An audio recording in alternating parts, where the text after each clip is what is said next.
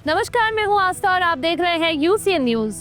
आज हम बात करेंगे विदर्भ के सबसे बड़े ड्रीम प्रोजेक्ट नया नागपुर की। हम इसे हाईटेक नागपुर भी कह सकते हैं। मुख्यमंत्री देवेंद्र फडणवीस की अगुवाई वाली महायुति सरकार ने इस मेगा प्रोजेक्ट को मंजूरी दी है, जिसका उद्देश्य नागपुर को दुनिया की ड्रीम सिटीज की सूची में शामिल करना है। नया नागपुर नवी मुंबई, हैदराबाद की साइबर सिटी और गुजरात की गिफ्ट सिटी की तर्ज पर बनाया जाएगा। नागपुर जिले के हिंगना तहसील के गोंधनी, रीठी और लाडगांव क्षेत्र में फैले 692 हेक्टेयर के इस हाईटेक सिटी का विकास होगा। गुजरात की गिफ्ट सिटी की तरह नया नागपुर में बनेगा international business and finance centre. 1710 एकड़ में बनेगा international business and finance centre. इस प्रोजेक्ट को 3 चरणों में अगले 15 सालों में पूरा करने की योजना है। यानी यह सिर्फ एक सेंटर नहीं बल्कि दुनिया भर के बिजनेस को आकर्षित करने वाला एक चुंबकीय हब होगा। नया नागपुर भविष्य की जरूरतों के हिसाब से तैयार किया जाएगा। इसका इंफ्रास्ट्रक्चर पूरी तरह इंटरनेशनल लेवल का होगा। प्लान के तहत नए नागपुर में अंडरग्राउंड यूटिलिटी टनल बनाई जाएगी, जिसमें बिजली, पानी, गैस और ड्रेनेज की लाइनें एक साथ बिछाई जाएगी। इसके साथ ही स्मार्ट लाइटिंग, डिजिटल विज्ञापन बोर्ड, स्वचालित कचरा प्रबंधन और स्मार्ट यूटिलिटी नेटवर्क जैसे हाईटेक सुविधाएं भी होगी। यह project plug and play model पर आधारित होगा, यानी कंपनियों को अपने सेटअप शुरू करने के लिए लंबा इंतजार नहीं करना पड़ेगा। स्टार्टअप, एमएसएमईज, आईटी कंपनियां और बड़े कॉर्पोरेट्स के लिए बेहतरीन बिजनेस स्पेस उपलब्ध होगा। इसके साथ रिहायशी और मिक्स्ड यूज जोन भी होंगे, जिसमें काम और घर दोनों की सुविधा एक ही जगह पर मिलेगी। इस प्रोजेक्ट से जुड़ा सबसे बड़ा बोनस है नागपुर का तीसरा आउटर रिंग रोड। फिलहाल शहर 2 रिंग रोड से जुड़ा है, लेकिन तीसरे रिंग रोड बन जाने से कनेक्टिविटी और मजबूत होगी। नया नागपुर सीधे इस रिंग रोड से जुड़ा होगा और औद्योगिक गतिविधियों का मॉल बिना ट्रैफिक जाम से फंसे आसानी से पूरे राज्य और देश तक पहुंच सकेगा। इससे नागपुर एक सुपर लिंक्ड बिजनेस हब बनकर उभरेगा। सरकार इस मेगा प्रोजेक्ट पर लगभग 6,500 करोड़ रुपए खर्च करने जा रही है। इसमें 3,000 करोड़ भूमि अधिग्रहण पर और 3,500 करोड़ इंफ्रास्ट्रक्चर पर लगाए जाएंगे। इसके लिए हुडको से लोन लिया गया है। साथ ही 4.5 करोड़ रुपए का अतिरिक्त फंड भी मंजूर किया गया है। नया नागपुर परियोजना के माध्यम से नागपुर को फिनटेक और आईटी हब के रूप में विकसित किया जाएगा। हमारा उद्देश्य नागपुर को आधुनिक तकनीकों का प्रमुख केंद्र बनाना है।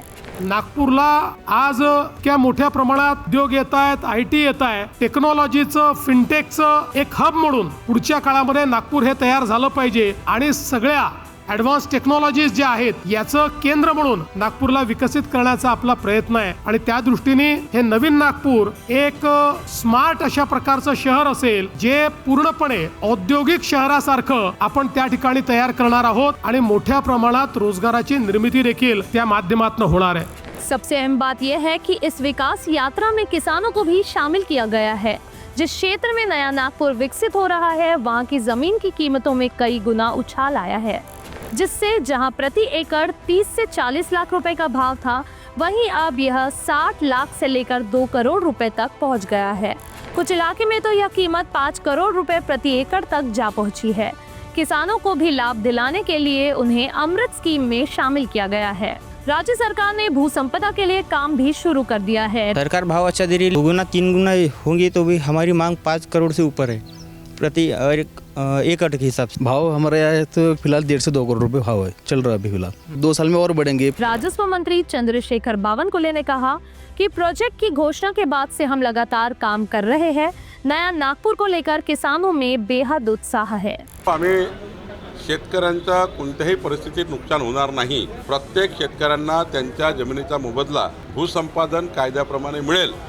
मी स्वतः भूसंपादन मंत्री आहे, त्यामुळं त्यांच्यावर कुठल्याही पद्धतीने अन्याय होणार नाही किंवा त्यांना त्यांचा मनाला त्यांचं मन दुखवेल असं काही राज्य सरकार भूमिका करणार नाही। सर्व शेतकरी शेवटी आता प्रायमरी जेव्हा आपण प्रोजेक्ट तयार करतो तेव्हा ते प्रायमरी जागा प्रपोज करतो आपण। आता त्याचा फायनल कॅबिनेटमध्ये झाला आहे, पण जेव्हा जागा ॲक्च्युअली संपादन करू तेव्हा शेतकरीही चर्चा करून त्यांचे जे काही रेट आहे त्या रेटबद्दलही चर्चा करू आणि जे काही नियमाप्रमाणे त्यांना जो त्यांचे सैटिस्फाइड होईल असा मोबदला आपण देऊ।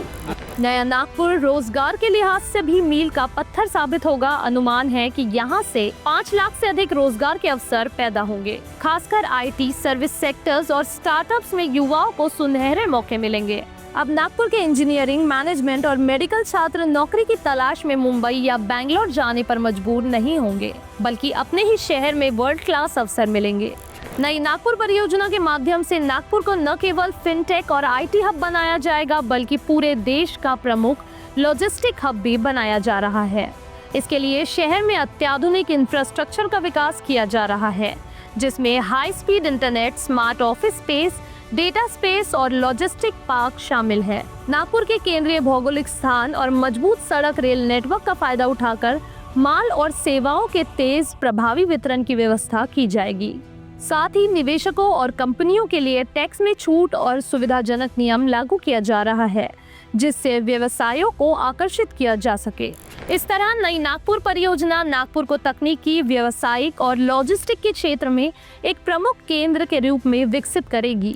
संक्षेप में कहा जाए तो नया नागपुर सिर्फ एक प्रोजेक्ट नहीं, बल्कि विदर्भ की उड़ान है। यह विकास इंजन नागपुर को ऑरेंज सिटी से आगे बढ़ाकर ग्लोबल सिटी बनाएगा। तीसरे आउटर रिंग रोड की मदद से यह प्रोजेक्ट और भी मजबूत होगा और आने वाले समय में नागपुर पूरी दुनिया के नक्शे पर चमकने वाला सितारा साबित होगा। वीडियो आपको कैसा लगा हमें कमेंट करके जरूर बताएं और हाँ, यूसीएन न्यूज को सब्सक्राइब करना न भूले। विदर्भ की तमाम बड़ी खबरें देखने के लिए देखते रहिए यूसीएन न्यूज। धन्यवाद।